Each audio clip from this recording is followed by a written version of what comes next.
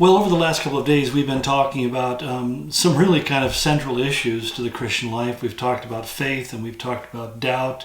We've talked about humility. And we've also talked about the conflict that is kind of inherent in human existence about material possessions. I mean, some people are born with a great deal more material prosperity than other people. And in fact, some people acquire so much more in their lifetime than others. And our tendency is to look at the man of riches and say he has the high estate.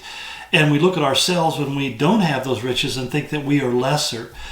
And that is a very common and human way of looking at things. And yet what James is trying to point out here in chapter 1, especially in verses 9, 10, 11, is that that's only an illusion. It's a mirage. It isn't the reality. That when God looks at people, he doesn't really give a rip about the car they drive, the house they live in, the level of their bank account. What is considered to be true riches is faith. In fact, later on, James will make this comment. He talks about those who are poor in this world, but rich in faith towards God. That financial difficulties or health difficulties, or those kind of challenges, really are the things that build our faith. And I know that you're sitting there right now, if you're going through this time, and you're saying, oh great, what comfort that's to me.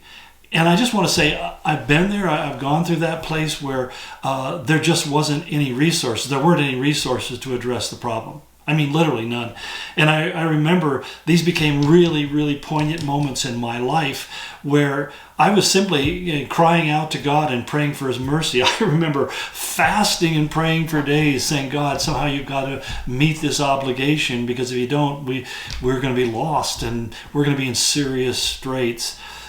And I remember that went on and on until finally I just came to a point of, in a sense, emotional exhaustion, where I just simply said, God, I can't fight anymore. I can't strive anymore. And I think that God was really trying to teach me that he was the source of my provision, that my praying, my fasting, my beating my head against the wall, my working more hours or harder, more energetically. As someone once put it, if God doesn't bless you 40 hours, he's not going to bless your 80 hours.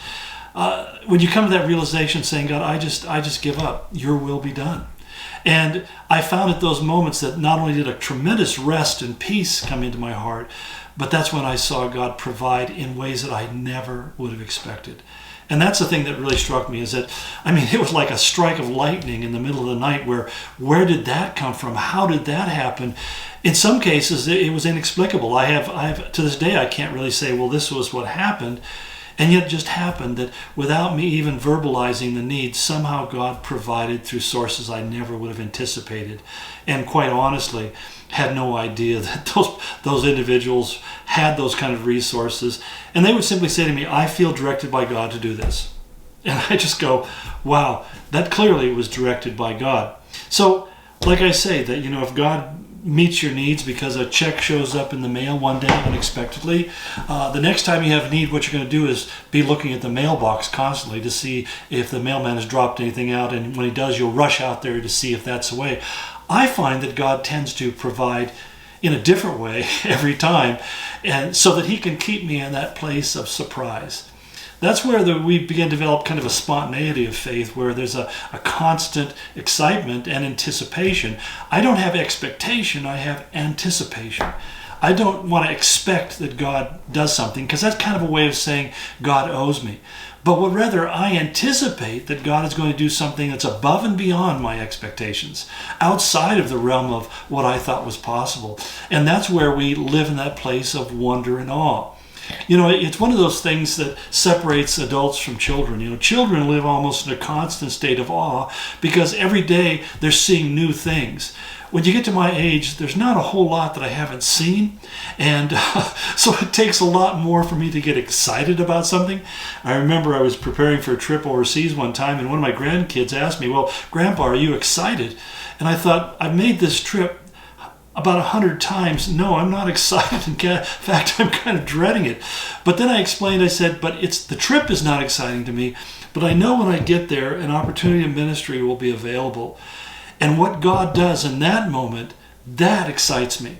I get excited about that because I don't know what God's going to do, but I know God's going to do something powerful, wondrous, and miraculous. And so it's not like the anticipation or the awe and wonder are gone, but you just begin to find it in new ways. And I got to be quite honest, when many of you write and saying to me, what you shared today in the devotion was exactly what I'm going through at this moment. Let me be honest, I have no idea what you need today, what you need to hear from God. I'm just sharing from my heart and sharing things as they come to me. And it's not even really honestly scripted. But the fact of the matter is the Holy Spirit never ceases to amaze me the way He uses sometimes inadvertent comments. Oftentimes I go off in rabbit trails. I know that. And yet I found that God has often used rabbit trails to bring you and me to some precious understanding insights about the journey we're on. Well, I should probably bring this to a close, but I just want to read one passage out of Proverbs that deals with the issue of wealth, where he says that cast but a glance at riches, it said, and they are gone, for they surely will sprout wings and fly off to the sky like an eagle. That's essentially the very thing that Solomon is saying. He says that the rich man should realize that his riches will pass away very quickly, like a wildflower will wither out in the field. Once the rain stops and the weather gets hot and they dry up and die. He says that's the same way it is with a rich man. It's the same way it is with a poor man too. In the end, we all fade away, even as we go about our business. But the difference is the rich man somehow thinks that he can avoid fading away. Believe me, we all fade away. Believe me, there's a time where I know that my life will become less and less relevant and significant to the people that I minister to. It'll be time for me to move on, to go out to the happy hunting grounds.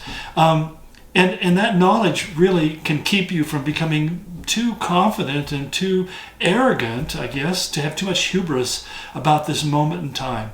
Because this time in my life is a really bountiful and fruitful time, spiritually and ministry-wise. It's very rewarding. But I know that it's not going to last forever, because every man that I've ever known, every woman I've known who's been mightily used by the Lord has come to a season where that ends. So, because God's ultimate goal is not for us to become everything that we can possibly become in this lifetime for our glory, but rather to be faithful servants who simply say, as Jesus put in Luke, I've only done that which is my duty to do. So, be faithful, stay committed to the duty that God has given you, knowing that the reward is not going to be found here. The riches are not ultimately here. They're in eternity. Store up your treasures in heaven. God bless you. Go in His grace.